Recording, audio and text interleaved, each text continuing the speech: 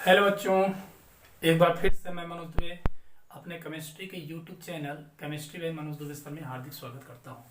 तो चलिए आज हम लोग जैसा कि आप जान रहे हैं कि आपके बोर्ड एग्जामिनेशन बहुत ही पास आ चुके हैं और हम लोग को अधिक से अधिक प्रिपरेशन करना है और केमिस्ट्री में 70 में 70 मार्क्स गेन करना है। टारगेट हमारा 70 होना चाहिए, ठीक है ना।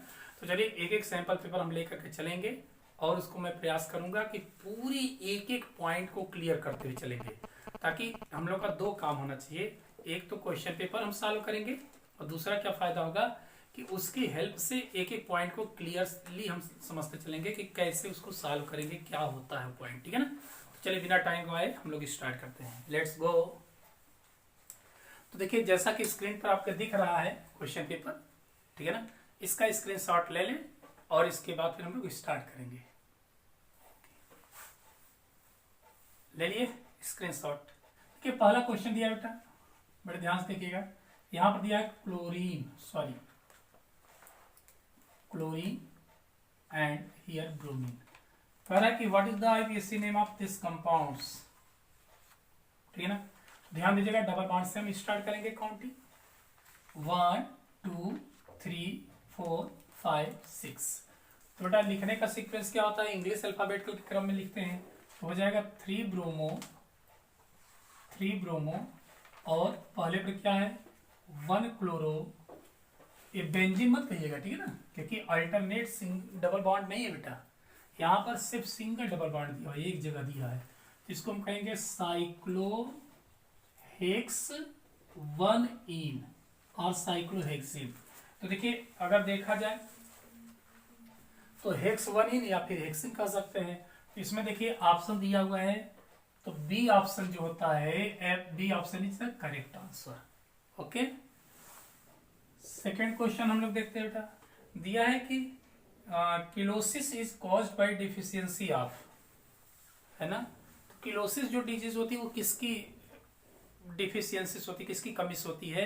तो आपको बता दें कि किलोसिस जो होता है ये विटामिन B2 की कमी से होता है।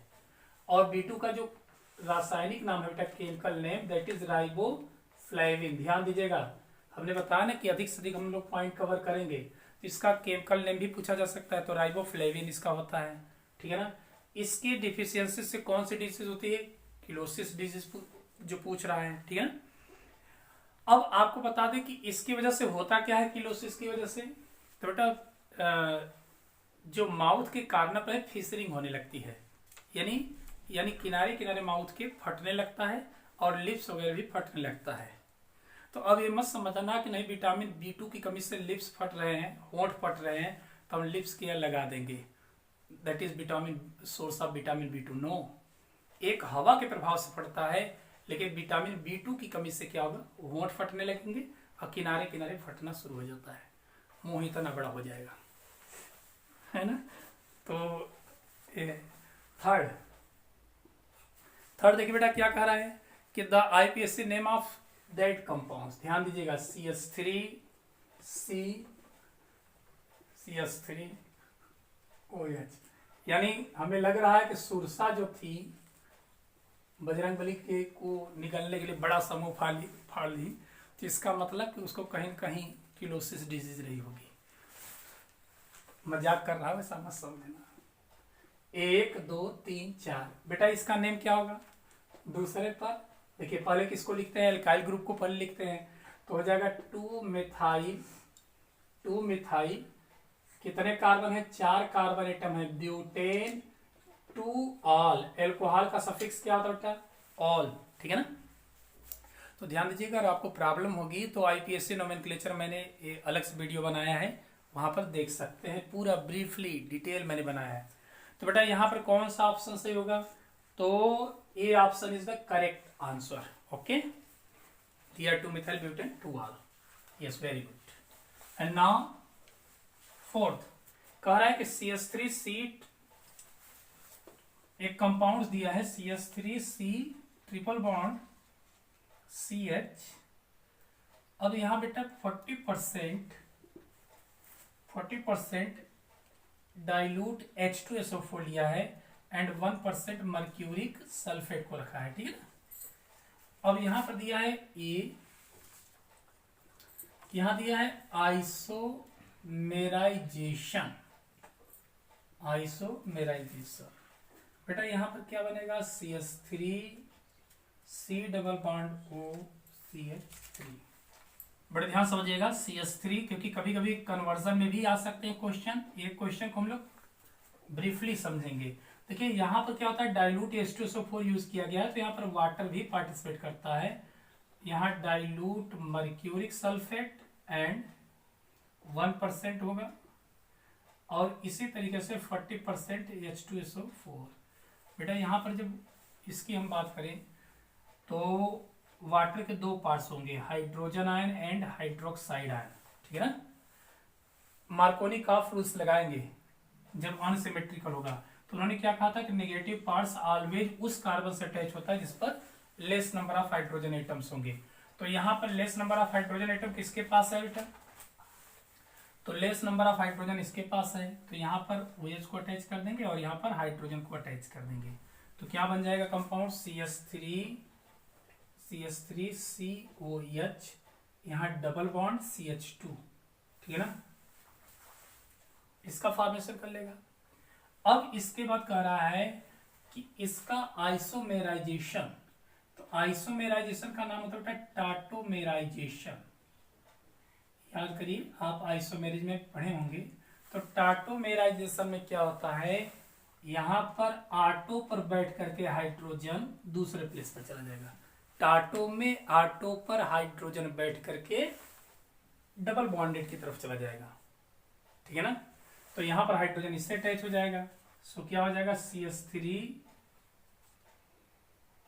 C double bond O and CH3। बस समझ में आ रही है। किसका फॉर्मेशन हो जाएगा बेटा, एसीटोन का। अब देखिए क्वेश्चन क्या पूछ रहा है कि the structure of A, structure of A का IPSC नेम पूछ रहा है। तो बताइए इसका क्या नेम होगा बेटा, यहां से हम काउंटिंग करेंगे, प्रोप 1 इन एंड दूसरे पे क्या है, ऑल। तो इसका IPSC नेम, एंड पूछ रहा है कि कौन सा, मतलब यहाँ पर आइसोमेरिज्म शो करेगा, तो कौन सा करता है बेटा, टाटोमेराइजेशन, यानी टाटोमेरिज्म।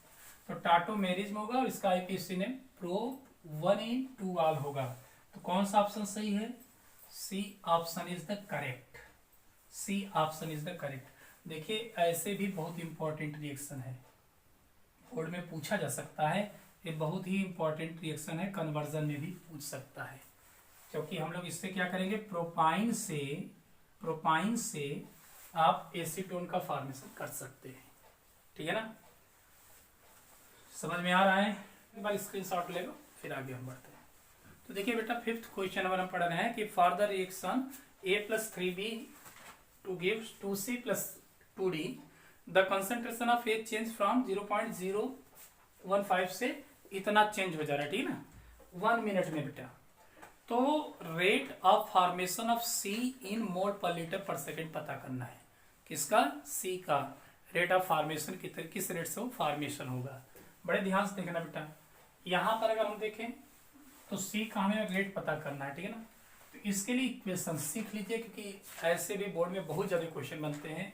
तो इसके लिए देखिए रेट ऑफ रिएक्शन की अगर हम बात करें, रेट ऑफ रिएक्शन जो होगा R, ये किसके इक्वल होगा, तो जब हम इसको बनाएंगे, क्योंकि एवरेज की बात कर रहा है तो एवरेज रेट ऑफ रिएक्शन हम लोग लेंगे बेटा। यहाँ पर क्या हो जाएगा, जितने मोल हैं इनके कितने मोल है, 1 मोल, इसके कितने मोल है बेटा, 3 मोल, है ना, इसके कितने मोल है, 2 मोल, एंड हियर आल्सो 2 मोल। तो लिखते कैसे हैं, रिएक्टेंट को हम लोग माइनस साइन से रिप्रेजेंट करेंगे और प्रोडक्ट को प्लस साइन से। क्यों, क्योंकि आप जानते हैं कि प्रोडक्ट का फॉर्मेशन होता है, जैसे जैसे टाइम बढ़ेगा प्रोडक्ट का फॉर्मेशन होगा और रिएक्टेंट के कंसंट्रेशन कम होते हैं, ठीक है ना। तो रेट ऑफ रिएक्शन के लिए क्या करते हैं बेटा, यहाँ पर हम करेंगे -1 बाई नंबर ऑफ मोल्स के फॉर्म में राइट करते हैं। तो 1 है तो कोई दिक्कत नहीं, delta A upon delta T। B के लिए क्या हो जाएगा, माइनस साइन के रूप में लिखेंगे, -1/3, यानी जो मोल होते हैं उसको हम लोग डिनोमिनेटर में लिखते हैं, ठीक है ना, 1/, के रूप में। अब यहाँ क्या हो जाएगा बेटा, delta active mass of B upon delta T. C के लिए क्या हो जाएगा, प्लस में चलेगा क्योंकि ये प्रोडक्ट है, समय जैसे जैसे बढ़ेगा वैसे वैसे कंसंट्रेशन भी बढ़ता जाएगा। तो concentration of C upon delta T. D की अगर हम बात करें तो क्या हो जाएगा, भी प्लस में चलेगा, 1/2 plus delta D upon delta T. और समझ में आ रही है क्वेश्चन, आपका इक्वेशन ही बन जाएगा बेटा। यानी 1 नंबर ऑफ मोल्स के फॉर्म में राइट करते हैं, इनके माइनस में चलते हैं, प्रोडक्ट के क्या होते हैं, प्लस में चलते हैं, ठीक है ना। अब यहां पर कह क्या रहा है, क्वेश्चन में आपके कह रहा है कि सी का फॉर्मेशन रेट पता करना भी मोल लीटर पर सेकेंड, इसीलिए हमने क्या किया, इसको सेकेंड में कन्वर्ट कर दिया। बात समझ में आ रही है। तो बेटा ध्यान दीजिएगा, हमें वैल्यू किसकी पता है, ए की वैल्यू पता है, हमें पता किसका करना है, सी का पता करना है। तो कुल मिलाकर के रेट ऑफ रिएक्शन इसके कंसंट्रेशन के बराबर होगा, इसका 1/3 होगा, इसका हाफ होगा, इसका हाफ, ठीक है ना। तो कंपेरिजन हम करते हैं, चलिए यहां पे क्या हो जाएगा, 1/2 del C upon delta T के बराबर कौन होगा बेटा, minus delta A upon delta T. दोनों का हम कंपैरिजन कर लेंगे तो ये वाला इक्वेशन इसके बराबर है, समझ रहे ना। तो अब ध्यान देना बेटा, ये पॉजिटिव में, अब इसकी वैल्यू कितनी आएगी, तो माइनस डेल्टा ए की वैल्यू क्या हो जाएगी, A2 minus concentration of A1 final minus initial upon delta T. इसकी वैल्यू कैसे पता करेंगे, तो ए शो करता है final concentration minus initial concentration. बेटा जब इनको हम सॉल्व करेंगे, तो इसकी वैल्यू A2 की वैल्यू कितना लिया आपने, माइनस 0.013 और A1 की वैल्यू कितनी है, 0.0150 अपॉन डेल्टा टी कितना दिया है, 60 सेकेंड। ध्यान दीजिएगा, ठीक है बेटा। तो इनकी वैल्यू बेटा सॉल्व करने पर इतनी आ जाएगी। ये किसकी वैल्यू है, ध्यान दीजिएगा, ये वैल्यू बेटा इसकी है, डेल्टा ए की। अब हम जब कंपैरिजन इससे करेंगे, हमें डेल्टा सी बाई टी पता करना है, तो delta C, delta active mass of C upon delta T को जब रखेंगे बेटा, तो हाफ उधर जाएगा तो क्या करेगा, मल्टीप्लाई करेगा। तो 2 इंटू, देखिए माइनस साइन इसलिए करते हैं क्योंकि ऑलरेडी इसकी वैल्यू क्या आएगी, निगेटिव में आएगी। तो जब हम माइनस साइन रखेंगे तो प्लस में ऑलरेडी कन्वर्ट हो जाता है, ठीक है ना। तो हो जाएगा 2 इंटू 0.0015 अपॉन 60, 5 इंटू 10⁻⁻5, ठीक है ना, -5। ये क्या हो जाएगा, mole litre inverse and second inverse, ये वैल्यू होगी। तो कौन सा ऑप्शन बेटा करेक्ट होगा, C option is the correct option. Okay, I hope समझ लिए होंगे। अच्छा, एग्जाम में एक चीज ध्यान देना बेटा, यूनिट जरूर लगाना, क्योंकि अगर आप यूनिट यूज नहीं करते हैं तो आपके हाफ मार्क्स काट लिए जाएंगे, एकदम निश्चित जान लीजिए। इसलिए जब भी आप कैलकुलेशन कर रहे हैं तो उसकी यूनिट जरूर लिखिए, ठीक है ना। तो आई होप समझ लिए होंगे, स्क्रीनशॉट लो, फिर हम आगे बढ़ते हैं। तो क्वेश्चन नंबर 6 में देखिए, ध्यान दीजिए, 2 कॉलम दिया हुआ है, column first and second. First में क्या करा है कि केवी, केएफआई, डेल्टा टीबी को क्या बोलते हैं, इसको हम लोग बोलते हैं मोलर एलिवेशन कांस्टेंट, और इसका एक प्यारा सा और नाम दिया गया था, इसको कहते हैं हम लोग एबुलियोस्कोपिक कांस्टेंट, एबुलियोस्कोपिक कांस्टेंट। ध्यान दीजिएगा, ये जो केएफ होता है, केएफ को हम क्या बोलते हैं, तो केएफ को बोलते हैं molar depression constant, depression constant. इसका एक और नाम है क्रायोस्कोपिक कांस्टेंट। ध्यान दीजिएगा, क्रायोस्कोपिक कांस्टेंट।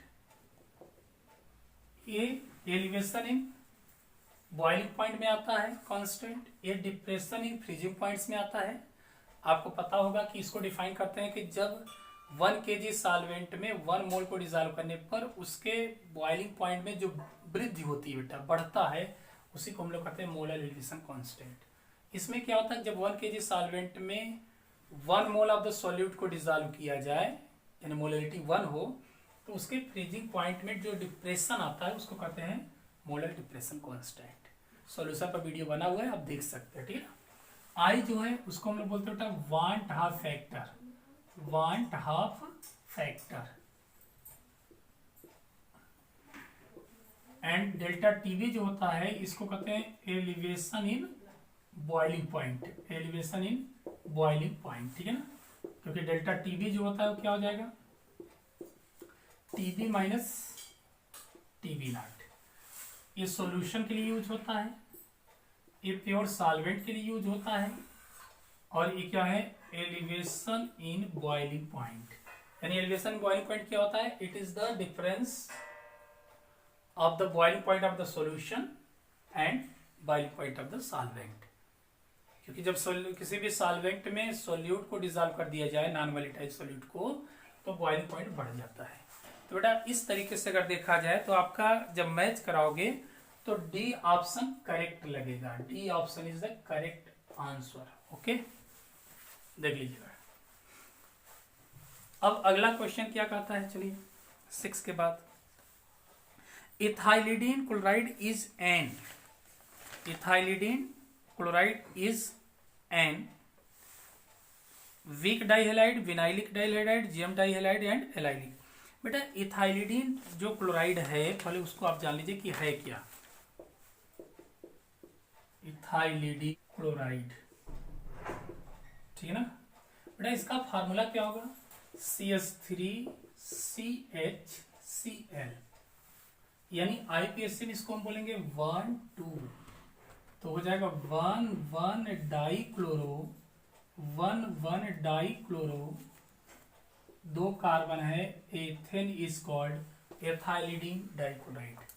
समझ में आ रही है, याद करिए यहां पर एक ही कार्बन, सेम कार्बन से बेटा, सेम कार्बन से क्लोराइड अटैच है, सेम कार्बन से क्लोरीन अटैच है, यहां पर देख रहे हैं ना।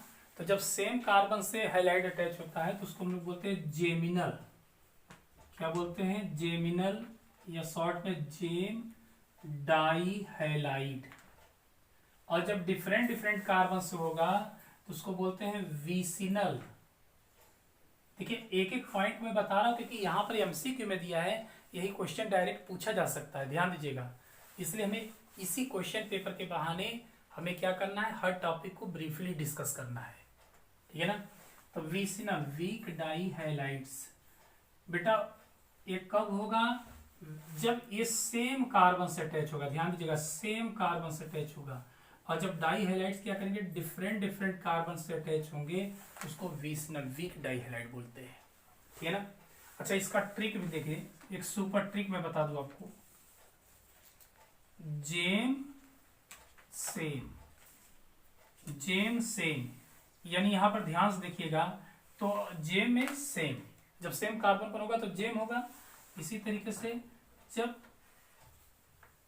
वीक कब होगा, जब डिफरेंट कार्बन एटम से अटैच होगा, तो वीक डिफ, वीक डिफ, देखो एक जैसा बोल रहे हैं, जेम सेम वीक डिफ, यानी जब सेम कार्बन से होगा तो जेम कहलाएगा, और जब डिफरेंट कार्बन से होगा तो वीक कहलाएगा, डिफ वीक। ये सुपर ट्रिक है। तो बताओ यहाँ पर ऑप्शन कौन सा सही है बेटा, तो ऑप्शन दिया है gem dihalide, C option is the correct answer, C is the correct answer, C. तो स्क्रीनशॉट लें, फिर हम आगे बढ़ते हैं।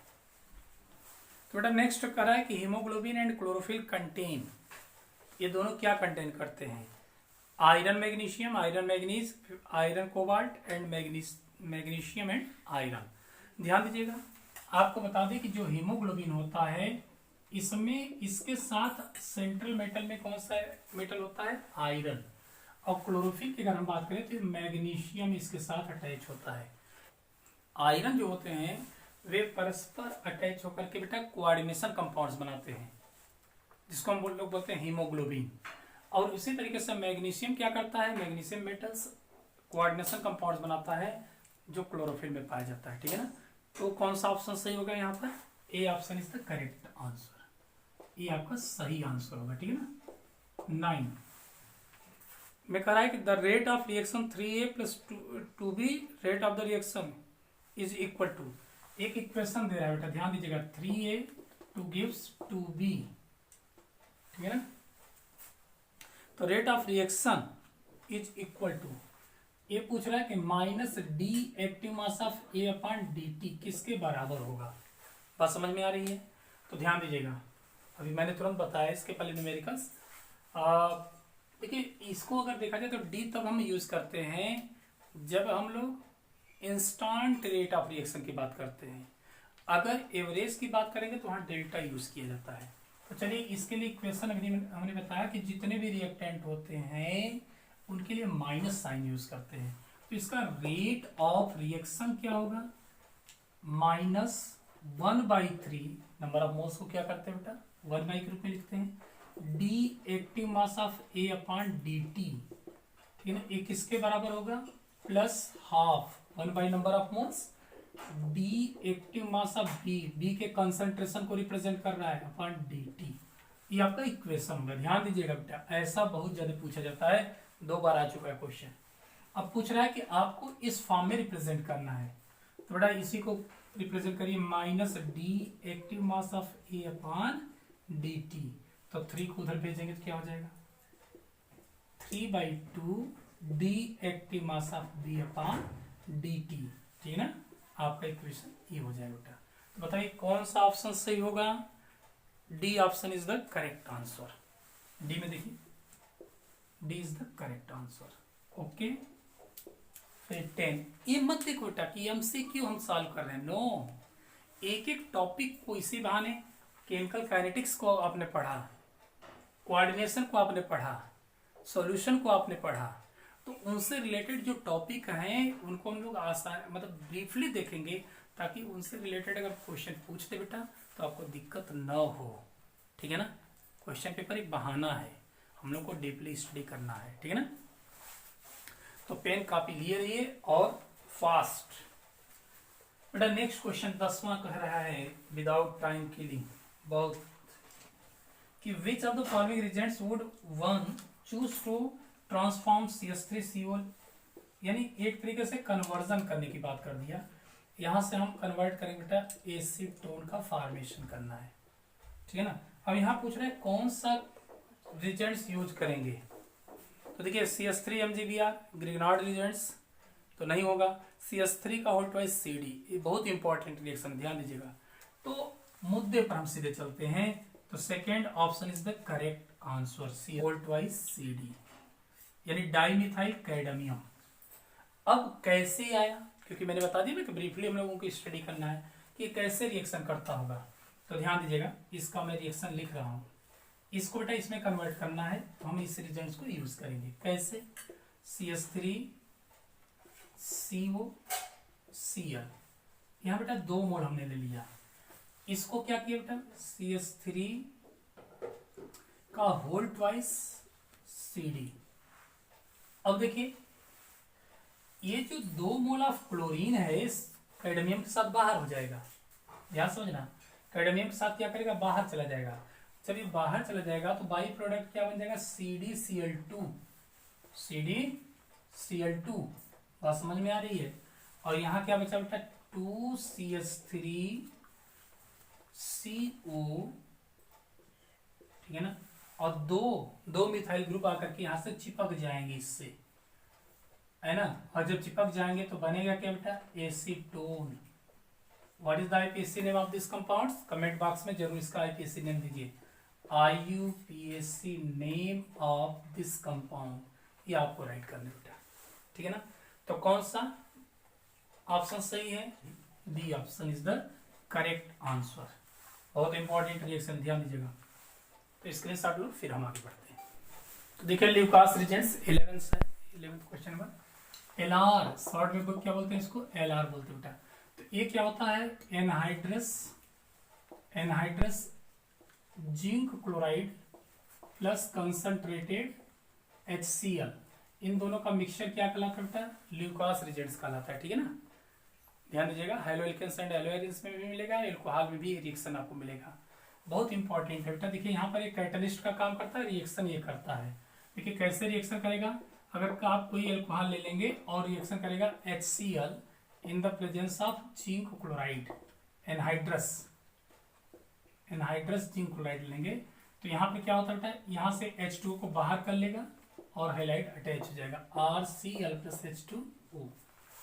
अब ध्यान दीजिएगा, ये जो ल्यूकास रिजेंट्स है इसका यूज क्या है? तो ये जो ल्यूकास रिजेंट्स है इसका मेन यूज है बेटा, ल्यूकास रिजेंट्स का यूज क्या है? यूजेस ऑफ ल्यूकास रिजेंट्स, तो प्राइमरी सेकेंडरी टर्सरी तीनों एल्कोहल के टेस्टिंग में करते हैं। अगर 3 डिग्री एल्कोहल होगा तो ये बेटा बहुत फास्ट रिएक्शन करेगा और टर्बिडिटी का फॉर्मेशन करेगा। टर्बिडिटी बोले तो धुंधला कर देगा सॉल्यूशन को। ठीक है ना, कितने में? लगभग 30 से 40 सेकेंड में बेटा, यानी रूम टेम्परेचर पर ही 3 डिग्री एल्कोहल तुरंत टर्बिडिटी दे देगा, धुंधलापन बना देगा सॉल्यूशन को। ठीक है ना, अगर 2 डिग्री एल्कोहल होगा तो थोड़ा सा ये जो ल्यूकास रिजेंट्स है उससे स्लोली रिएक्शन करेगा, यानी लगभग इसको टर्बिडिटी बनाने में,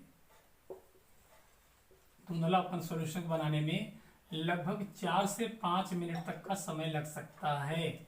लेकिन बेटा यहीं पर 3 डिग्री एल्कोहल की हम बात करें तो 3 डिग्री एल्कोहल रूम टेम्परेचर पर रिएक्ट नहीं करेगा, रूम टेम्परेचर पर रिएक्ट नहीं करता है। तो इनसे हम लोग पहचान करते हैं primary secondary and tertiary alcohol. ठीक है ना, चलिए नेक्स्ट पॉइंट हम देखते हैं। देखिए 12वां क्वेश्चन बहुत इंपॉर्टेंट ये भी है, very very most important. Amide which gives propanamine by Hofmann bromamide reaction. अब हमें बनाना क्या बेटा? हाफमान ब्रोमेमाइड रिएक्शन जो है, ब्रोमेमाइड रिएक्शन, बड़े ध्यान समझिएगा। यहाँ पर क्या होता है बेटा, ये एक प्रकार से देखा जाए तो ये ऑर्गेनिक केमिस्ट्री के लिए कैंची का काम करता है, scissor of the organic compounds. क्योंकि जैसे सीजर का काम होता है किसी चीज को कट करना, काटना, उसी तरीके से ये जो रिएक्शन होता है वो कार्बन को घटाता है, काट के अलग करता है, एक कार्बन हमेशा कम देता है। यहाँ कह क्या रहा है कि हमें प्रोपेनामाइन का प्रिपरेशन करना है, यानी आपको बनाना क्या है? CH3 CH2 NH2। तो याद रखिए कि हाफमान ब्रोमेमाइड रिएक्शन में एमाइड लेंगे, लेकिन एमाइड का एक कार्बन कम कर देता है। तो यहाँ 3 कार्बन आपको लाने हैं, तो 3 कार्बन लाने हैं तो बेटा कितने कार्बन हमें लेने पड़ेंगे? 4 कार्बन लेने पड़ेंगे। ध्यान दीजिएगा, CH3 CH2 CO NH2, कितने कार्बन लेकर चलने पड़ेंगे हमें? 4 कार्बन लेकर के चलने पड़ेंगे। ठीक है ना, यानी ब्यूटेनामाइड लेंगे। रिएक्शन किससे कराते हैं? ब्रोमीन से। यहाँ पर ब्रोमीन से रिएक्शन कराएंगे और सॉल्यूशन कैसा होता है? बेसिक मीडियम में रखते हैं बेटा, हल्का सा हीट कर देंगे। तो हीट कर देने पर देखिए होता क्या है, ये 2 सोडियम ब्रोमाइड तो बाहर हो जाएंगे, 2 NaBr बाहर कर दीजिए। अब इसके बाद ये जो कार्बन है, कार्बन मोनोऑक्साइड, यह Na2CO3 के फॉर्म में बाहर हो जाएगा, यानी कार्बन किस रूप में बाहर चला जाएगा? कार्बोनेट रूप में बाहर चला जाएगा। ठीक है ना, तो ये CO भी बाहर हो गया, ब्रोमीन भी बाहर हो गया। तो अब बचा क्या है? NH2 जो बचा है वो डायरेक्ट इससे जुड़ा रह जाता है, तो प्रोपेनामीन बना लेगा। क्या बना लेगा? Propanamine. C option is correct, C option is correct. क्या होगा? ब्यूटेनामाइड। हालांकि ब्यूटेनामाइन किया है, जो कि माइन नहीं होना चाहिए, माइड होना चाहिए। Butanamide is the correct answer. ठीक है ना, स्क्रीनशॉट लो, फिर आगे बढ़ते हैं। क्वेश्चन नंबर 13 देखते हैं गाइस। क्या कह रहा है कि vitamin C can not be stored in our body. देखिए एसर्शन रीजन की तरफ हम आ गए हैं। एसर्शन रीजन बहुत बड़ा ध्यान समझिएगा, क्योंकि बच्चे बड़ा कंफ्यूज करते हैं। ठीक है ना, कह रहा है क्या ये मेरी बॉडी में स्टोर नहीं होता है? तो सही बात है। क्यों? क्योंकि आपको बता दें कि विटामिन बी एंड सी जो हैं, ये 2 विटामिन ऐसे हैं जो वाटर सोल्यूबल होते हैं, किसमें सोल्यूबल होते हैं, वाटर सोल्यूबल होते हैं। और जितने वाटर सोल्यूबल है वो हमारे बॉडी में स्टोर नहीं हो सकते हैं, क्योंकि वाटर में सोल्यूबल होने की वजह से यूरिन के फॉर्म में बाहर हो जाते हैं, ठीक है ना, इनको एक्सरेट कर दिया जाता है। इसीलिए कहा जाता है कि ये जो होते हैं हमारी बॉडी में स्टोर नहीं होंगे। तो एसेरसन तो सही कह रहा है, ठीक है ना। अच्छा, इनके लिए ट्रिक याद करिएगा, पूरे विटामिन में से 2 ही विटामिन ऐसे हैं बी एंड सी जो वाटर सोल्यूबल है।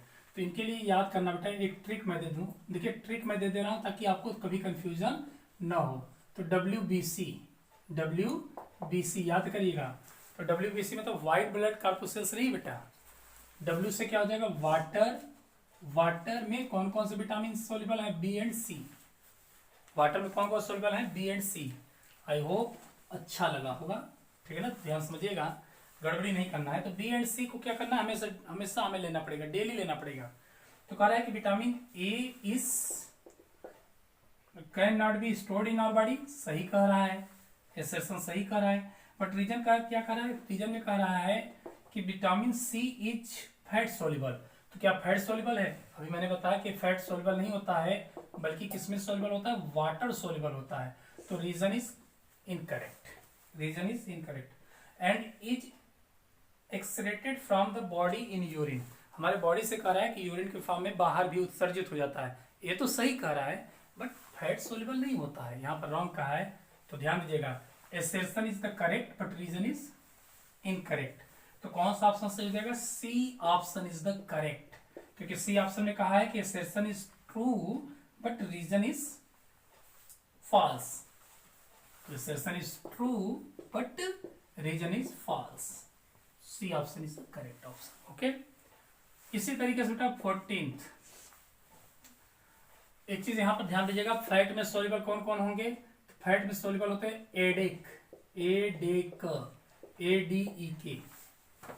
वाटर सोल्यूबल कौन है, बी एंड सी, समझ में आ रहा है।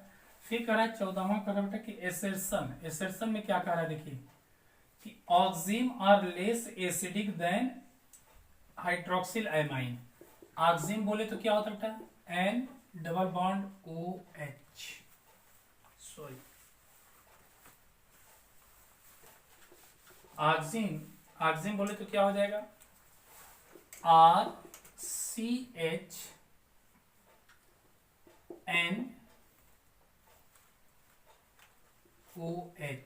यहाँ डबल बॉन्डेड, इसको बेटा ऑक्सिम बोलते हैं। ऑक्सिम कब बनेगा, ध्यान दीजिएगा, एल्डिहाइड और कीटोन देते हैं, एल्डिहाइड और कीटोन्स देते हैं, जब उनका रिएक्शन हम कराते हैं किससे, हाइड्रोक्सिल एमाइन से। ध्यान दीजिएगा, हाइड्रोक्सिल एमाइन से। तो यहाँ से H2 बाहर हो जाएगा, यहाँ से H2 बाहर हो जाएगा, तो बनता है RCH डबल बॉन्ड NOH। बड़े ध्यान से समझिएगा बेटा, देखिए ऑक्सिम बहुत इंपॉर्टेंट रिएक्शन है, एक एक पॉइंट को मैं क्लियर करते हुए चल रहा हूँ, थोड़ा मेहनत आप भी करते रहिए, ठीक है ना। तो ऑक्सिम इसको बोलते बेटा ऑक्सिम, और कब क्या रहा, इसको बोलते हैं बेटा हाइड्रोक्सिल, हाइड्रोक्सिल एमाइन। तो ये कह क्या रहा है कि हाइड्रोक्सिल एमाइन जो होता है, oxime are less acidic than hydroxyl amine, इसको ज्यादा कह रहा है। तो नो बेटा, आपको बता दे कि ये जो पाई इलेक्ट्रॉन होते हैं ये डीलोकलाइजेशन करते हैं, और ऑक्सिम जो बनता है, ऑक्सिम जो होता है ये स्टेबल हो जाता है, ऑक्सिम जो होता है स्टेबल हो जाता है। क्यों, क्योंकि रेजोनेंस की वजह से इसके जो पाई इलेक्ट्रॉन्स होते हैं वो शिफ्ट हो जाते हैं इधर, तो यहाँ पर रेजोनेंस की वजह से स्टेबल होता है। जब ये स्टेबल हो जाएगा तो इजीली हाइड्रोजन को क्या करेगा, लूज कर सकता है। लेकिन ये क्या करता है, नो रेजोनेंस फॉर्म, ये रेजोनेंस का फॉर्मेशन नहीं करता है। जब रेजोनेंस नहीं होगा तो इजीली हाइड्रोजन को लूज नहीं कर सकता है, ठीक है ना। तो यहाँ पर क्या हो जाएगा, एसेरसन में कह रहा है कि ऑक्सिम और लेस, नो, ये ज्यादा एसिडिक होगा बेटा, ये ज्यादा एसिडिक हो जाएगा, और ये क्या होगा, कम होगा, क्योंकि ये स्टेबल नहीं हो पा रहा है। तो assertion is incorrect, assertion is incorrect. But reason क्या कर रहा है, oxime of aldehyde and ketone show geometrical isomerism. तो रीजन तो सही कह रहा है, रीजन सही कह रहा है, अब देखिए कैसे शो करते हैं, तो RCH, ज्योमेट्रिकल आइसोमेरिज्म की बात कर रहा है ना, NOH and lone pair of electrons, lone pair of electrons. तो ध्यान दीजिएगा, जब दोनों हाइड्रोजन एंड हाइड्रोक्साइड जो होते हैं, यहाँ पर इलेक्ट्रॉन डेंसिटी के फॉर्म में हम लोग कंपेरिजन करते हैं, सिस एंड ट्रांस फॉर्म। तो यहाँ पर क्या कहते हैं बेटा, इसको हम लोग सिन बोलते हैं। सिन मतलब कि जब हाई डेंसिटी ऑफ इलेक्ट्रॉन वाले एक डायरेक्शन में हो और low density of the electron वाले दूसरे साइड में हो, तो उसको बोलते हैं सिन। तो OH और H जब एक डायरेक्शन में है तो सिन होगा। अब इसका अगर देखेंगे दूसरा स्ट्रक्चर तो क्या बनेगा, R, यहाँ H आ जाए, यहाँ R हो जाए, डबल बॉन्ड NOH एंड, अब देखिए ये क्या हो जाएगा, ट्रांसफॉर्म में होगा, सिस एंड ट्रांस। ऐसे ही कीटोन भी बनाता है, ठीक है ना। तो assertion is incorrect but reason is correct, reason is correct. तो कौन सा, डी ऑप्शन इसका सही होगा। क्या, क्योंकि assertion is incorrect but reason is true, ठीक है ना। तो D option is the correct answer. Screenshot लें, फिर हम आगे बढ़ते हैं। तो देखिए 15 वाला क्वेश्चन देखते हैं। Alkyl benzene is not prepared by Friedel-Crafts alkylation of benzene, ठीक है ना। तो देखिए यहाँ पर पहले हमें देखना है कि फ्रीडल-क्राफ्ट रिएक्शन होता क्या है। तो देखिए बड़े ध्यान समझना बेटा, बहुत इंपॉर्टेंट ये भी रिएक्शन माना जाता है। फ्रीडल-क्राफ्ट रिएक्शन ये दो तरह का रिएक्शन शो करता है। कितने तरह का, दो। एक करता बेटा एल्काइलेशन एंड दूसरा क्या होता है, एसाइलेशन। बड़े ध्यान समझिएगा, इसमें क्या होता है, बेंजीन रिंग अगर है, ठीक है ना, बेंजीन रिंग है, इसका रिएक्शन हम कराएंगे CH3Cl in the presence of anhydrous aluminium chloride. तो इसमें बेंजीन रिंग से जो एल्काइल ग्रुप है इसका अटैचमेंट होता है बेटा, यानी अटैचमेंट ऑफ एल्काइल और acyl group from benzene ring is called Friedel-Crafts reaction. तो यहाँ पर अटैच हो जाएगा और वहां से एक हाइड्रोजन डिस्प्लेस होकर के HCl के फॉर्म में बाहर चला जाएगा, बेटा टॉल्यूइन का फॉर्मेशन कर लेगा। लेकिन दूसरी तरफ अगर एसाइलेशन की हम बात करते हैं तो मान लीजिए यहाँ क्लोरोबेंजीन है, क्लोरोबेंजीन यहाँ पर एसिटिल क्लोराइड से रिएक्शन कराते हैं, CH3COCl एनहाइड्रस एल्युमिनियम क्लोराइड। तो बेटा COCH3 जो है वो अटैच करता है। देखिए आर्थो एंड पैरा डायरेक्टिव दो तरह का देता है, लेकिन पैरा क्या होता है, मेजर होता है, पैरा इज मेजर, ठीक है ना। अब यहां से भी हाइड्रोजन एक बाहर हो जाएगा तो HCl के फॉर्म में बाहर हो जाएगा। ध्यान दीजिएगा ये दो तरह का रिएक्शन करता है। अब ये कह रहा है क्वेश्चन में, क्या कह रहा है, देखिए फिर से मैं पढ़ लूं कि alkylation is not prepared by Friedel-Crafts alkylation of benzene, यानी डायरेक्ट हम बेंजीन रिंग से एल्काइल को अटैच नहीं कर सकते। क्यों नहीं अटैच कर सकते, क्योंकि अगर क्लोरीन को हटा दे बेटा और बेंजीन रिंग से इसको अटैच करेंगे तो ये बहुत ही ज्यादा रिएक्टिविटी शो करता है। और रिएक्टिविटी करके करता क्या है, ये बहुत ज्यादा रिएक्टिविटी शो करके पॉली एल्काइलेशन करा देगा, यानी इस एल्काइल को क्या करेगा, और अधिक फॉर्म में अरेंज करा देता है। तो पॉली एल्काइलेशन का फॉर्मेशन करने की वजह से, पॉली एल्काइलेशन कराने की वजह से कभी भी हम लोग Friedel-Crafts reaction direct alkyl group को अटैच करने के लिए नहीं करते हैं, ठीक है ना। तो कुल मिलाकर के तो सही कह रहा है, एसर्शन क्या कह रहा है बेटा, assertion is true, assertion is true, F R assertion, assertion is true. But reason क्या कह रहा है, देखिए रीजन में कह रहा है कि alkyl halides are less reactive than acyl halide. Reason में कह रहा है कि RX जो होता है RCOX से क्या होगा, लेस रिएक्टिव होता है। नो, गलत, ये ज्यादा रिएक्टिविटी शो करता है। तो यहाँ पर बताइए reason is wrong but assertion is true. तो कौन सा ऑप्शन सही जाएगा, C is the correct option. Okay, फिर 16th हम लोग चलते हैं। 16th में कह रहा है कि एक रिएक्शन दे दिया है CH3 का whole thrice COCH3 plus HI, बड़े ये भी बहुत इंपॉर्टेंट रिएक्शन है, ध्यान दीजिएगा। यहां पर ध्यान दें देखिए आपको बता दें कि जो टर्सरी कीटोनिक ग्रुप होता है ये SN1 मैकेनिज्म को फॉलो करता है। किसको? SN1 मैकेनिज्म को फॉलो करता है। और SN1 मैकेनिज्म में आपको बताया गया था कि जो टर्सरी ग्रुप जहां से अटैच होगा वो कार्बन कैसा हो जाता है? पॉजिटिव कार्बोकैटायन का फॉर्मेशन करेगा। जब ये पॉजिटिव होगा बेटा तो ये नेगेटिव हो जाएगा, और इस पर पॉजिटिव और नेगेटिव होगा, तो इसका नेगेटिव पार्ट किससे अटैच होगा? इस पर, और हाइड्रोजन क्या करेगा बेटा? इससे अटैच हो जाएगा। तो यहाँ कंपाउंड कौन सा बनेगा? CH3 का होल थ्राइस CI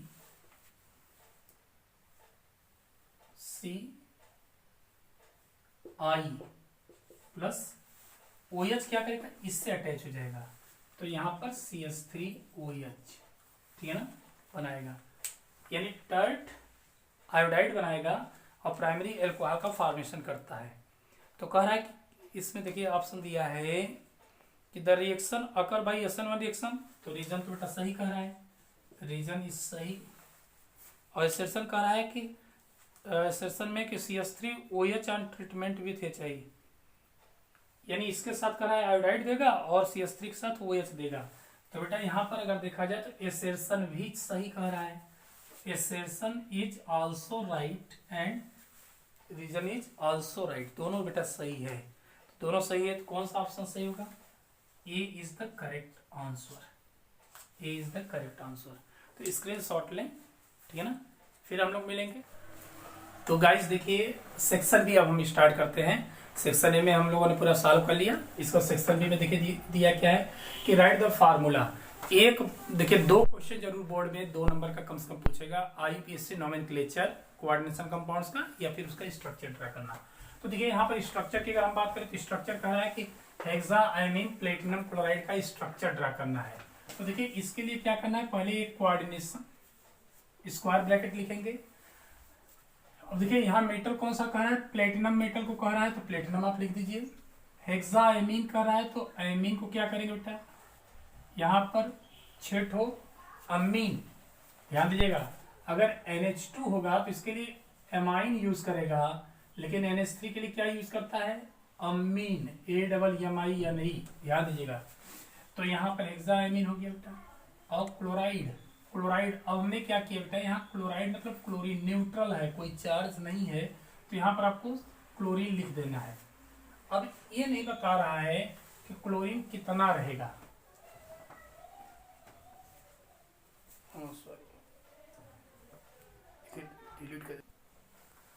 तो हेक्साअमीन मतलब 6 ठो अमीन आपने लिख दिया। अब इसके बाद करा क्लोराइड, क्लोराइड मतलब बाहर चला जाएगा।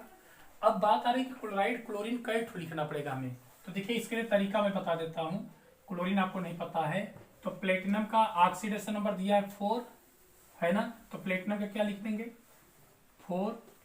अमीन का कितना होता है? 0।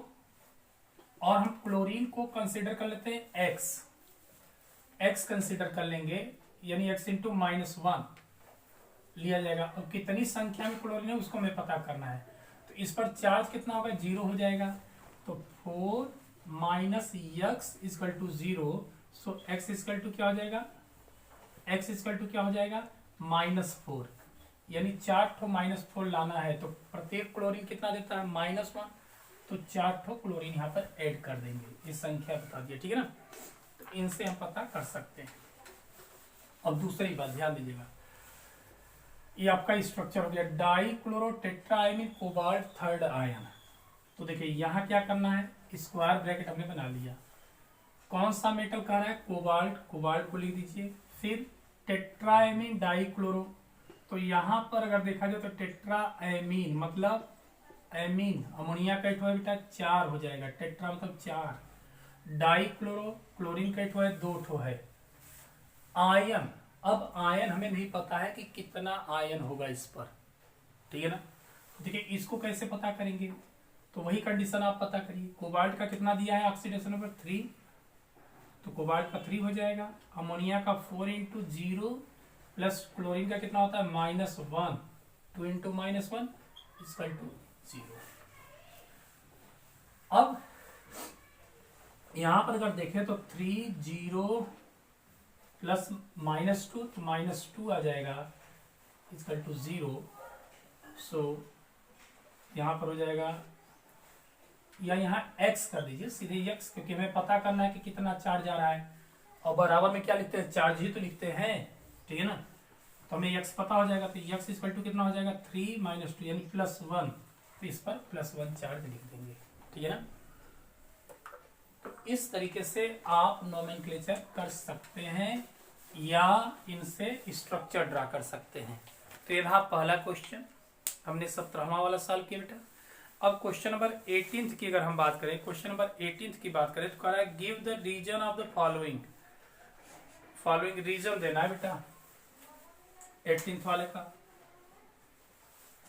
किसका देना है कि ये दे रहा है कि only oxidation state shown by scandium +3, यानी ये कह रहा है कि स्कैंडियम जो होता है +3 शो करता है केवल, ठीक है ना। क्यों शो करता है, तो पहले देखिए स्कैंडियम का कॉन्फ़िगरेशन देखिए, तो हो जाएगा 18 आर्गन 18, फिर यहीं पर हो जाएगा 4s2 एंड 3d1, समझ में आया।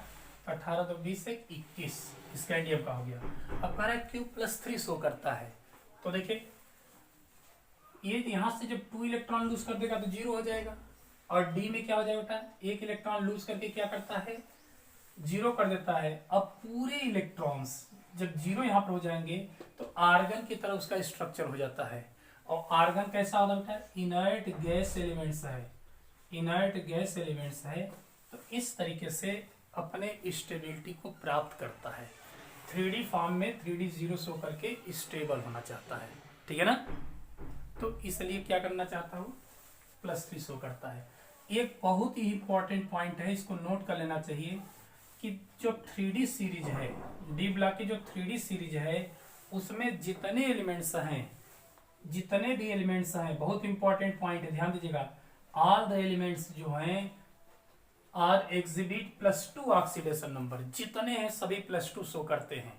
क्यों, क्योंकि वो यस से 2 इलेक्ट्रॉन को लूज जरूर करते हैं। लेकिन स्कैंडियम एक मतलब एक्सेप्शनल केस है, अपवाद है बेटा, कि ये कभी भी स्कैंडियम +2 जल्दी नहीं शो करना चाहेगा, ध्यान दीजिएगा। तो ये नोट कर लीजिएगा कि 3D सीरीज का स्कैंडियम एक ऐसा एलिमेंट है जो +2 शो करता है। दूसरी बात, अगर क्वेश्चन पूछ दे कि 3D सीरीज का वो कौन सा एलिमेंट्स है जो ट्रांजिशन होते हुए भी वेरिएबल ऑक्सीडेशन स्टेट्स नहीं शो करता, दैट इज स्कैंडियम, क्योंकि ये सिंगल ऑक्सीडेशन स्टेट शो करता है, सिंगल कितना, सिर्फ +3 ऑक्सीडेशन स्टेट शो करता है, +3, ध्यान दीजिएगा, बहुत इंपॉर्टेंट पॉइंट है, ठीक है। स्क्रीनशॉट लो, फिर हम आगे देखते हैं।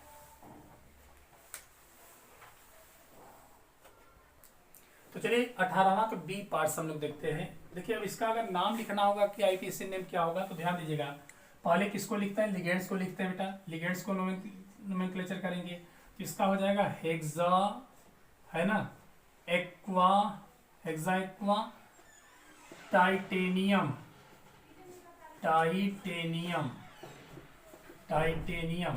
है ना। वाटर का कितना होता है, ऑक्सीडेशन नंबर 0 होता है, 0 होगा तो 0 × 6 यानी 4 होगा, तो एक टाइटेनियम,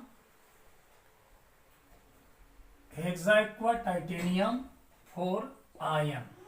अब कह रहा है क्यों कलरलेस होता है, ये कलरलेस होगा, तो देखिए कलरलेस के लिए कंडीशन क्या है, ध्यान दीजिएगा, कलरलेस कब होगा, जब ऑल इलेक्ट्रॉन्स आर पेयर्ड, और कलरफुल कब होगा, कलरनेस की बात मैं करूं तो कलरफुल कब होगा बेटा, जब अनपेयर्ड इलेक्ट्रॉन्स होते, ध्यान दीजिएगा, अनपेयर्ड इलेक्ट्रॉन्स होंगे। अगर अनपेयर्ड इलेक्ट्रॉन्स एक या एक से अधिक अगर आ जाते हैं तो कलरफुल हो जाते हैं। इसी को हम लोग बोलते हैं डी ट्रांजिशन, क्योंकि आप जानते हैं कि अगर इनके पास वैकेंट डी ऑर्बिटल्स होते हैं तो उसमें इलेक्ट्रॉन क्या करते हैं, एंट्री करते हैं एनर्जी को लेकर के, जिसकी वजह से फिर बैक आने पर कलर उत्पन्न करते हैं।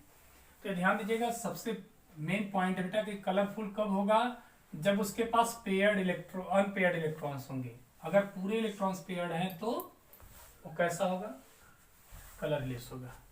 तो चलिए इसको हम लोग देखते हैं। तो टाइटेनियम की अगर हम बात करें बेटा, तो टाइटेनियम का कितना होता है प्राइमरी वैलेंसी, यहाँ प्राइमरी वैलेंसी कितनी होगी, प्राइमरी वैलेंसी बोले तो उसका ऑक्सीडेशन नंबर, ऑक्सीडेशन नंबर कितना हो जाएगा, तो टाइटेनियम का एक्स ले लेंगे, वाटर का 0 होता है, न्यूट्रल होता है, 6 × 0 = +4, सो एक्स = कितना हो जाएगा +4, यानी ऑक्सीडेशन नंबर कितना हो जाएगा इसका +4 होता है टाइटेनियम का।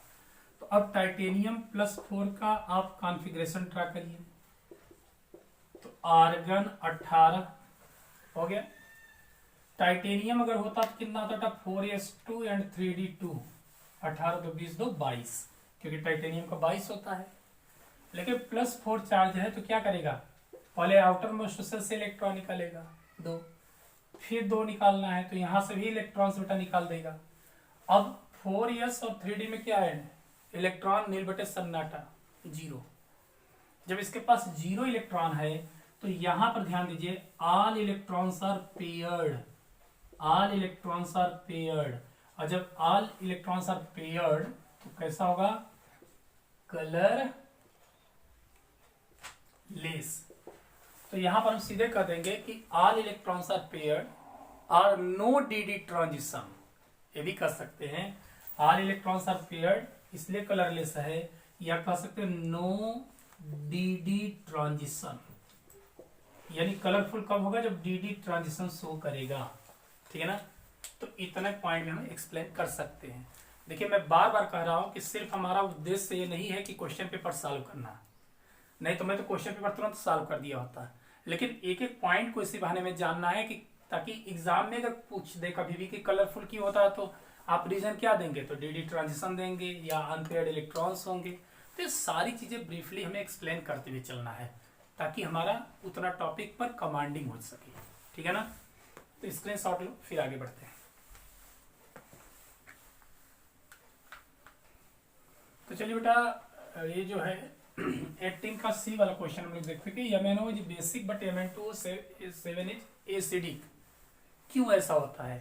देखिए आपको बता दें कि एक चीज ध्यान देना बेटा, एसिडिक जो नेचर होता है, एसिडिक नेचर जो होता है that is directly proportional to the oxidation number. बहुत इंपॉर्टेंट पॉइंट है, ध्यान दीजिएगा। कोई भी एसिडिक कैरेक्टर की अगर हम बात करें मेटल के ऑक्साइड की, तो जो जितना ज्यादा ऑक्सीडेशन नंबर शो करेगा वो क्या होता है, उतना एसिडिक कैरेक्टर शो करता है बेटा। बहुत इंपॉर्टेंट पॉइंट है, ध्यान दीजिएगा। तो मैग्नीज, ये जो मैग्नस ऑक्साइड है इसमें मैग्नीज का कितना हो जाएगा, तो मैग्नीज का अगर हम एक्स कंसीडर कर लें तो ऑक्सीजन का -2 बराबर 0, सो एक्स इक्वल टू क्या हो जाएगा बेटा +2, यानी इस पर +2 ऑक्सीडेशन आएगा। वहीं दूसरी पर बात हम देखें तो Mn2O7 में क्या होगा, 2x + 7 × -2 = 0, सो 2x + -14 = 0, सो x = क्या बेटा +14 एंड x = क्या होगा, x = हो जाएगा +7, यानी यहां पर +7 होगा। तो आप बताइए कौन ज्यादा एसिडिक कैरेक्टर शो करेगा, तो ऑक्सीडेशन नंबर इसका +7 है, इसका +2 है, यानी ज्यादा जो है ऑक्सीडेशन नंबर जिसका भी होगा वो उतना ही ज्यादा क्या करता है, एसिडिक कैरेक्टर शो करता है। तो ये क्या हो जाएगा, इट इज मोर एसिडिक, और उसकी कंपेरिजन देन ये क्या होगा लेस एसिडिक, और जो लेस एसिडिक होगा वो क्या होगा बेसिक हो जाएगा, मोर बेसिक, है ना। ये मोर बेसिक हो जाएगा और ये क्या हो जाएगा मोर एसिडिक। तो कुल मिलाकर के एसिडिक के कंपैरिजन करने के मेटेलिक ऑक्साइड का तुलना करना है, तो आप सीधे ध्यान देना कि एसिडिक नेचर जो होता है that is directly proportional to oxidation number. Okay, तो गाइस 90 का ये फर्स्ट क्वेश्चन है, देखिए ध्यान दीजिएगा कि the rate of reaction is given by rate of reaction क्या दिया के इज N2O5, ठीक है ना। कह रहा है के क्या शो करता है, तो के को जानते हैं क्या कहते हैं यहां पर हम लोग, इट इज रेट कांस्टेंट। ये किसको रिप्रेजेंट करता है, रेट कांस्टेंट को रिप्रेजेंट करता है, ध्यान दीजिएगा। और ये क्या शो करता है, कंसंट्रेशन, यानी किस तरीके से N2O5 का कंसंट्रेशन अफेक्टेड करेगा रेट ऑफ रिएक्शन को। ठीक है ना। तो ध्यान दीजिएगा, यहाँ के क्या करता है, रेट कांस्टेंट को रिप्रेजेंट करता है। और बी का क्वेश्चन कह रहा है कि is it is possible to determine predict the rate law theoretically by merely looking at the equation. क्या हम इक्वेशन को देख करके उसके रेट लॉ को बता सकते क्या?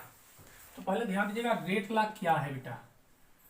रेट लॉ एक इक्वेशन होता है जो रेट ऑफ रिएक्शन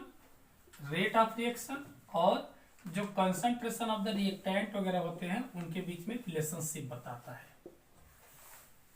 और किस फॉर्म में, कि किस तरीके से concentration of the reactant rate of reaction को अफेक्टेड कितना कर रहा है, उसके फॉर्म में रिप्रेजेंट करता है।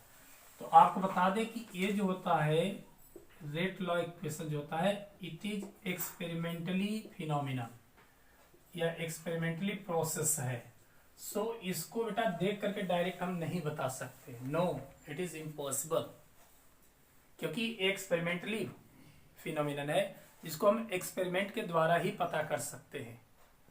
और इसी के बेस पर ऑर्डर ऑफ रिएक्शन आता है। ऑर्डर ऑफ रिएक्शन हम मॉलिक्यूलरिटी है तो आप डायरेक्ट रिएक्शन को देख करके बता सकते हैं, लेकिन रेट लॉ एक्सप्रेशन या ऑर्डर को हम नहीं बता पाएंगे। ठीक है ना, तो नो। अब क्वेश्चन नंबर 20 हम देखते हैं। 20 क्वेश्चन नंबर 20 में देखिए क्या क्या दिया है। If the density of some lake water is, यानी लेक वाटर की डेंसिटी दिया बेटा 2.5 gram per ml and contains 92 gram of sodium ion. Sodium ion कितना कर रहा है, 92 ग्राम। ध्यान दीजिएगा, ऑफ पर केजी वाटर, यानी सॉल्यूशन का वॉल्यूम कितना होगा बेटा, या मास ऑफ सॉल्यूशन कितना हो जाएगा, जितना वाटर लेंगे वही मास ऑफ सॉल्यूशन हो जाएगा, या ग्राम में बदलेंगे तो 1000 ग्राम हो जाएगा बेटा। ठीक है ना, कंफ्यूजन। पर KG of water calculate the molarity of sodium ion. Molarity पता करना है बेटा आपको, मोलैरिटी ऑफ द सॉल्यूशन पता करना है, बड़े ध्यान समझना। मोलैरिटी आपको बताना है बेटा, यम, कैपिटल यम पता करना है। तो बेटा मोलैरिटी के लिए फार्मूला क्या बनता है, पहले ये देखिए। मोलैरिटी के लिए फार्मूला होता है number of moles of solute upon volume of solution in litre. बात समझ में आ रही है? अच्छा, number of moles of solute ना दिया हो तो क्या कहेंगे, mass of solute upon molar mass of solute into volume of solution in litre.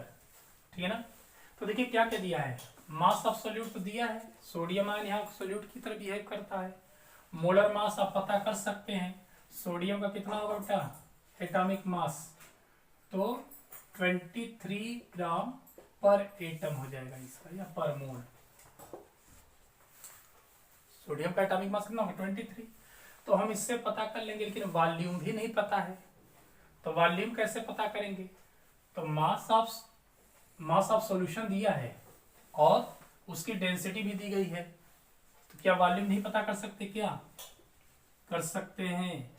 Volume of solution जो होगा बेटा डी इक्वल टू क्या होता है, मास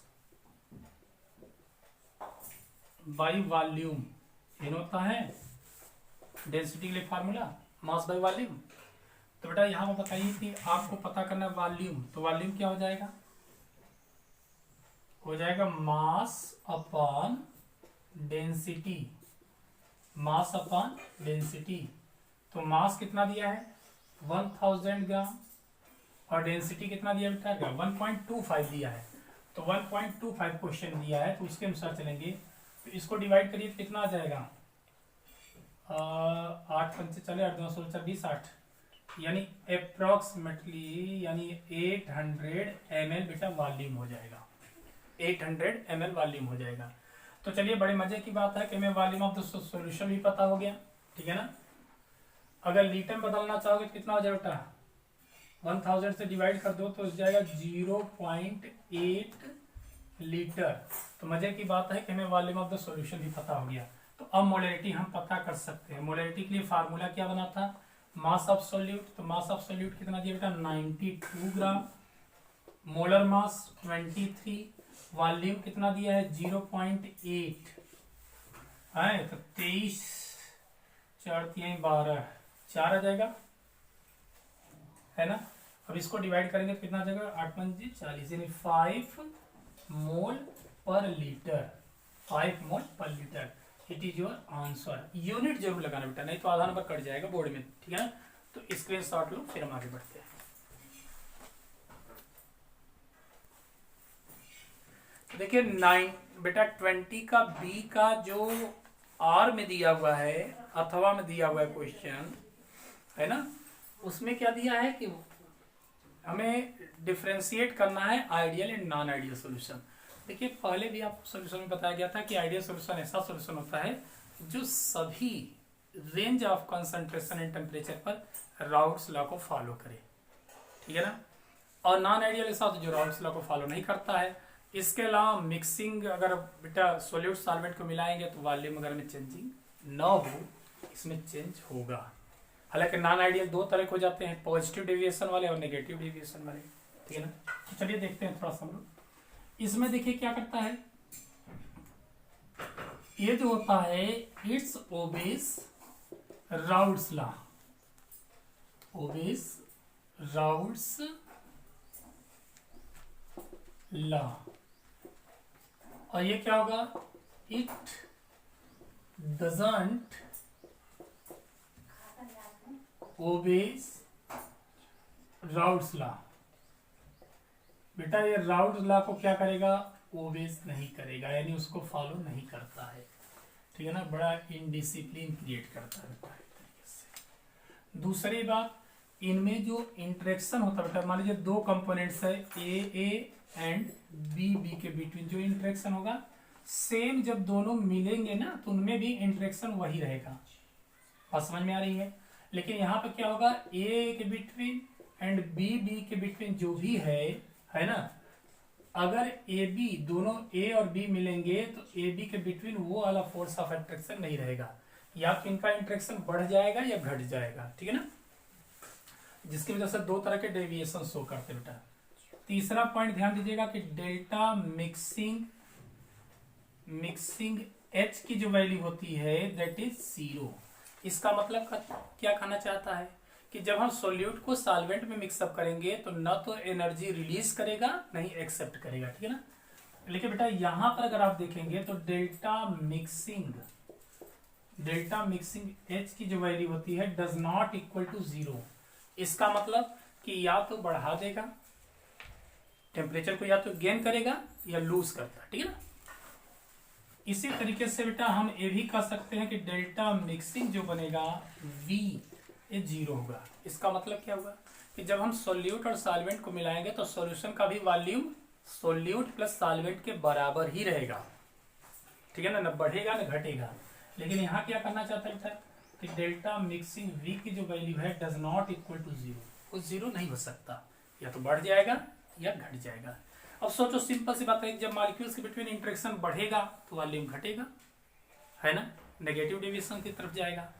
और अगर इंटरेक्शन घट गया, पहले ज्यादा अट्रैक्शन था मॉलिक्यूल्स के बिटवीन, जब सॉल्यूशन में आया तो बेटा इंटरेक्शन थोड़ा कम हो गया तो वॉल्यूम को बढ़ाएगा, पॉजिटिव डेविएशन शो करेगा, ठीक है ना, पॉजिटिव डेविएशन को शो करता है।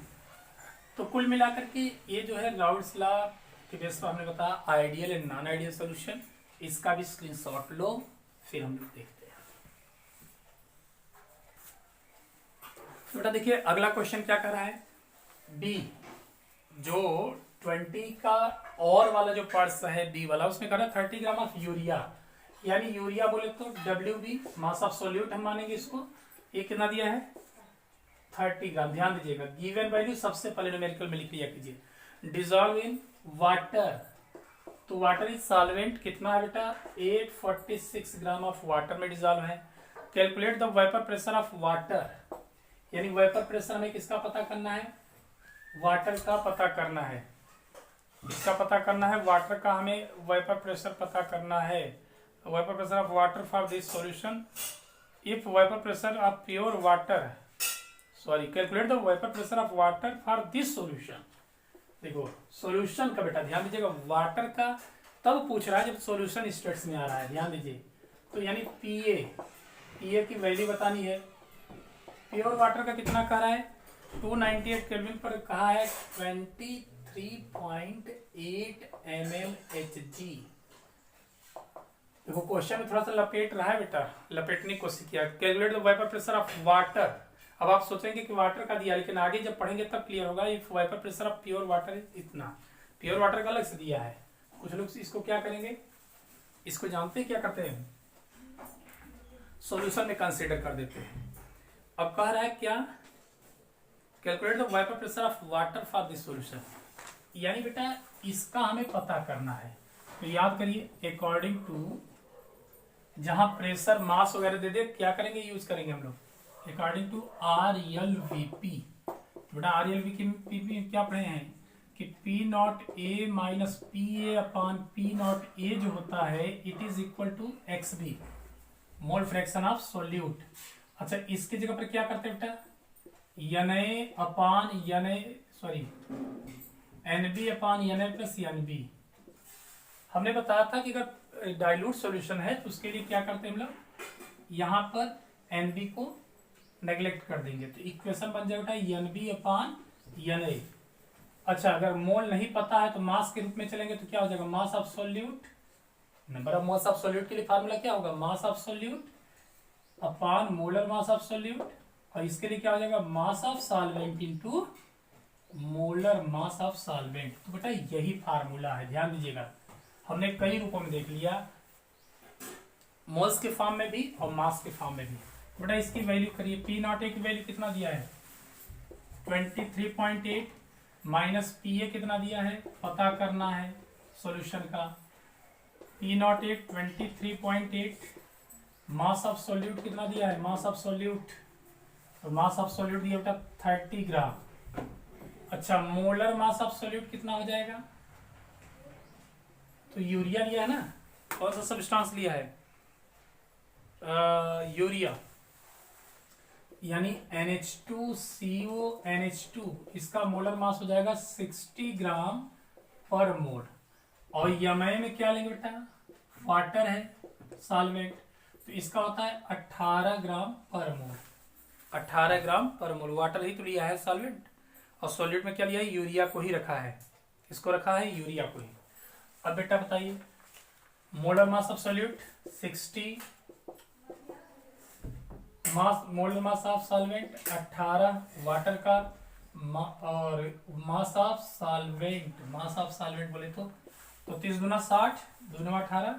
अब 9 से देखिए कट जाएगा, 846 है, कितना है 846, तो 9 9 9 81, 9 चौका 36 आ जाएगा बेटा कितना, 1/94। देखिए मल्टीप्लीकेशन डिवीजन कर लिया कीजिए, ठीक है ना, कैलकुलेशन कर लीजिएगा। 2237.2 माइनस 94 PA, ये किसके बराबर हो जाएगा, 23.8 के बराबर होगा, ठीक है ना। अब सोचो कि माइनस 94 PA, कैलकुलेशन कर लीजिएगा प्लीज, 23, जब इधर भेजेंगे तो क्या हो जाएगा, माइनस 37.2। बेटा इसकी वैल्यू नेगेटिव में आएगी, किसमें आएगी, नेगेटिव में आ जाएगी। कितना आ जाएगा इसकी वैल्यू, आ जाएगा, कैलकुलेशन करेंगे तो 2213.4, ठीक है ना, 2213.4। अब ये नेगेटिव में आएगा, इधर भी नेगेटिव कैंसिल कर देंगे, तो PA बराबर क्या हो जाएगा, 2213.4 अपॉन 94, ठीक है ना। बेटा इसको सॉल्व करेंगे तो आ जाएगा 23.55 mmHg। It is your answer. तो कुल मिलाकर के यहाँ पर सॉल्यूशन का कितना वेपर प्रेशर होगा, सॉल्यूशन का वेपर प्रेशर हो जाएगा 23.55 मिलीमीटर Hg, ठीक है ना। तो इसको कैलकुलेट कर लीजिएगा। ऐसे भी RLBP से रिलेटेड बहुत इंपॉर्टेंट क्वेश्चन है, बोर्ड में अधिकांशतः पूछता है। तो माय डियर स्टूडेंट्स, यहीं पर हम फिनिश आज करते हैं। फिर हम लोग जो अगला जो सी पार्ट्स वगैरह हैं नेक्स्ट वीडियो में हम लोग देखेंगे। एक एक पॉइंट को क्लियरली समझते चलिए। तब तक के लिए जय हिंद, जय भारत।